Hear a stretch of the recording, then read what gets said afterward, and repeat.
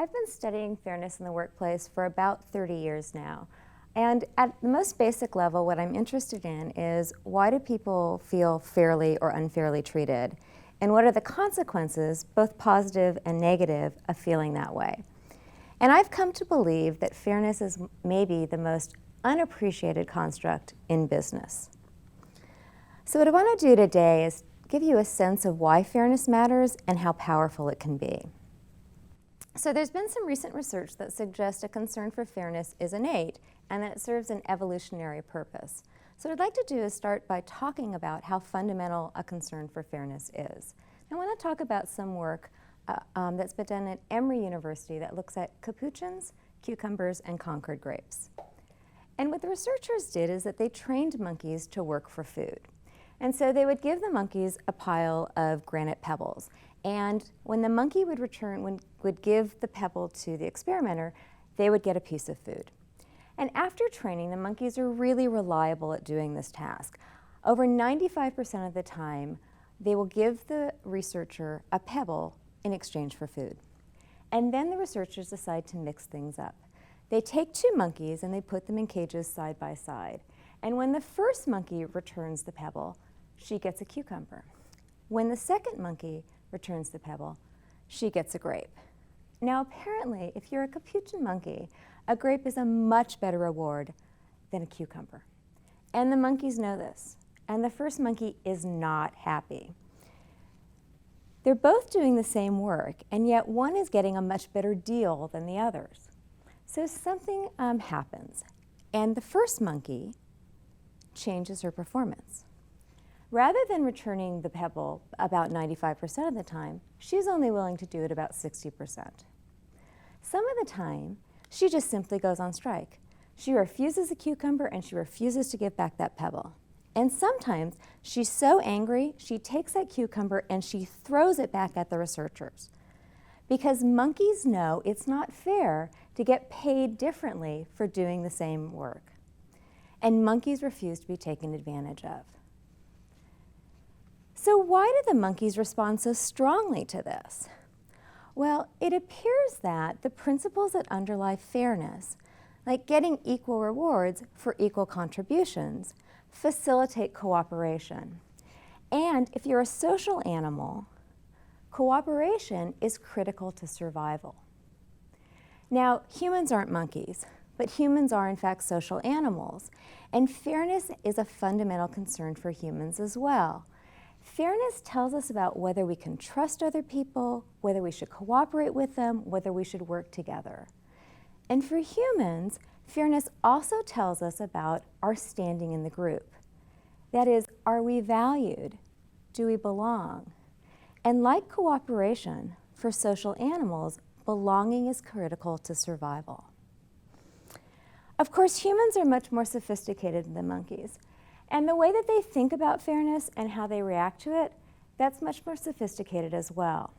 So I want to talk about two of these important differences and how they have implications for fairness at work. So in the experiment that I just described about with the monkeys, we were talking about something that my colleagues and I refer to as distributive fairness. That is, how fair was the allocation of rewards? Were the rewards distributed fairly? People certainly care about distributive fairness, but they also care about something my colleagues and I refer to as procedural fairness. That is, they care about how fair the procedure by which the allocation rewards were distributed was made. They care about the fairness of the procedure. People also care about something that I'm going to refer to as interpersonal fairness, and that is, they care about how fairly treated they were during that decision-making process. So whereas monkeys only care about the fairness of the distribution, people care about the fairness of the procedure and the fairness of their treatment during the enactment of that procedure. So let me talk a little bit about procedural and interpersonal fairness. In the last 30 years, we've learned a lot about the principles that underlie people's perceptions of procedural and interpersonal fairness. And these are really very basic principles. I don't think they're going to surprise anybody in this room. People think procedures are more fair when their opinion is solicited, when the decision is based on accurate information, when procedures are applied consistently across people, when the decision maker is unbiased, and when, if they think the decision was wrong, there's a mechanism for appealing that decision. The principles that underlie interpersonal fairness are similarly basic. People think that interpersonal treatment is more fair when they're treated with dignity and respect, and when they're provided reasonable and timely explanations. But here's the cool thing about studying fairness in organizations. Most people think that what drives people's reactions in organizations is the things that they get from them, things like pay and promotion and bonuses. And those things are certainly important, but what our research demonstrates is that procedural and interpersonal fairness are often more important than what you actually get from the organization. In fact, one of the most consistent findings in this area is that even when people get a bad outcome, when they get a decision that's unfavorable, they're more satisfied with that decision and they're more willing to accept it if they think that the process by which the decision was made was fair, and if they're treated interpersonally fairly during that decision-making process. So what's interesting about that from a managerial perspective is that a lot of times I can't give people exactly what they want. Not everyone gets the pay raise that they think they deserve, or the promotion that they hope for, or that the budget that they requested. And then sometimes I have to lay people off. Sometimes I'm not even the person who decides who gets what. But if the process by which the decision was made was fair, and if people think they were treated fairly during that process, they're more satisfied with that decision and they're more accepting of the decision. And as a result, they're more willing to sort of continue to work well in the organization. As a manager, I can typically control the attributes of fair procedures and fair interpersonal treatment. So let me give you an example of procedural and interpersonal fairness in action. This is some work that was done by one of my colleagues, Tom Tyler, who is now at Yale University Law School. And Tyler worked with the New York City Police Department to train their officers to be more procedurally and interpersonally fair when it comes to traffic violations. What Tyler found is that when officers had been trained in the fairness principles that we've been talking about, citizens were more satisfied with the police, even if they got a ticket. Now, here's the part that's most interesting. After interacting with an officer who had been trained to be more procedurally and interpersonally fair, when people got tickets, they were more satisfied with the police, more supportive of the police, and overall had more positive attitudes about the police than if they had never been pulled over. So I want you to think about that for a minute. One of the most negative things that can happen to you as a driver, you get pulled over and you get a ticket, actually leads to more positive attitudes than if you'd never had that encounter. That's why procedural fairness is so interesting. So I want to give you an idea of the kinds of things in organizations that procedural and interpersonal fairness influence. And this is just a sampling. This isn't everything that's been studied. What I've done here is I've taken the data and we're going to look at what happens when you get a 1-point increase on a 7-point scale, how that influences attitudes and behaviors. So this is basically from going from neutral to slightly fair to fair, fair to very fair. You get the idea. And what I think you'll see is that what's a pretty small change in perception can have a pretty large impact on outcomes. So it's not going to surprise you, given what we've been talking about, that there are some very positive things associated with feeling more fairly treated. So a 1-point increase in perceptions of fairness is associated with about a 10% increase in performance. People are also more satisfied, they're more likely to help their employees, and they tend to be absent less often. It's probably also not going to surprise you that there are some negative effects associated with feeling less fairly treated. So here we're going to talk about a 1-point decrease in fairness. So going from neutral to slightly unfair to unfair, unfair to very unfair, etc. So some colleagues and I have done some work looking at things like sabotage and vandalism and theft. And what we find is that about a 1-point decrease in fairness is associated with about a 20% increase in this kind of negative behavior. I think of this as the employee throwing back the cucumber.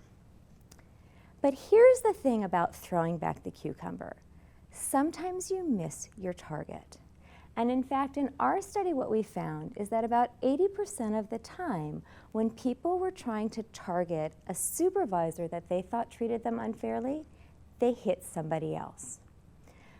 Typically, they hit customers, and sometimes they hit the organization more broadly. We also know there's something called a trickle-down effect in organizations, and that is that when employees feel unfairly treated, that trickles down and influences how they treat customers. So a 1-point decrease in fairness is associated with customers reporting about a 6% decrease in customer satisfaction. Now, the influence of fairness goes beyond things that are sort of immediately in the sphere of the organization or the workplace. And it influences people, things like people's mental health and their physical health. So you can see that this 1-point decrease in fairness is associated with a decrease in mental health, an increase in stress and burnout, sleep problems, health problems, things like coronary heart disease, and even cardiovascular death. These things have important impacts on people, on the employees, and it also has some financial costs for organizations. And one of the things that I think may be most sobering is that we also see that unfairness at work spills over into your family life as well. So people who describe themselves as being treated unfairly at work have families who describe their family life as being more tense, higher levels of conflict, and greater levels of aggression. So across a really broad range of outcomes, you can see that procedural and interpersonal fairness matter. Now, the second way that fairness influences things in the workplace is on its impact on observers. So, unlike monkeys, people care about how other people are treated, and they react to the unfair treatment of others. So much like the research on direct experience, there's a broad range of attitudes and behaviors here that are influenced. I just want to focus on a couple to give you a sense for this. So there's a series of studies out of Columbia University that demonstrates that how people are laid off influences the people who don't lose their jobs.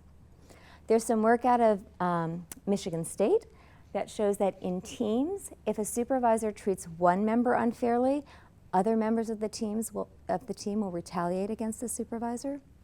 And there's some research now in marketing that suggests that when customers see employees being unfairly treated, they respond negatively. In fact, this research suggests that when customers see a manager treat an employee unfairly, they're about 20% less likely to do business with that company in the future.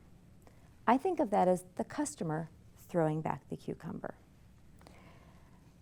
So we know there are these very powerful effects of fairness in organizations. And remember, what I'm talking about here is not, giving people huge raises. Not that people wouldn't like that. We're talking about making sure that the procedures by which decisions are made and how people are treated during that decision-making process is fair. This really isn't rocket science. These are really basic principles. Ask for people's input, treat people consistently, treat people with dignity and respect, provide explanations for the decision. These are things that don't cost a lot of money. And these are things that, in a world where a lot of things you don't control, these are things that you really typically can control. You can always control how you treat somebody. But while these things seem really intuitive and really straightforward, In my own research, I find that about 15 to 20% of the employees don't think they're fairly treated by their organization. And in some of my studies, that number is closer to 40%. So while everyone in this group is probably doing it right, what those numbers suggest is that someplace in your organization, someone is likely dropping the ball. And if you think about the consequences that we talked about earlier, that's really sobering. So what strikes me is that despite the fact that there's this clear and profound impact of fairness on employees and on customers and on profits, in most companies, a focus on fairness isn't even on the radar screen. And for that, I think my colleagues and I shoulder some of the blame. We've been studying fairness for 30 years, and we know a lot about fairness.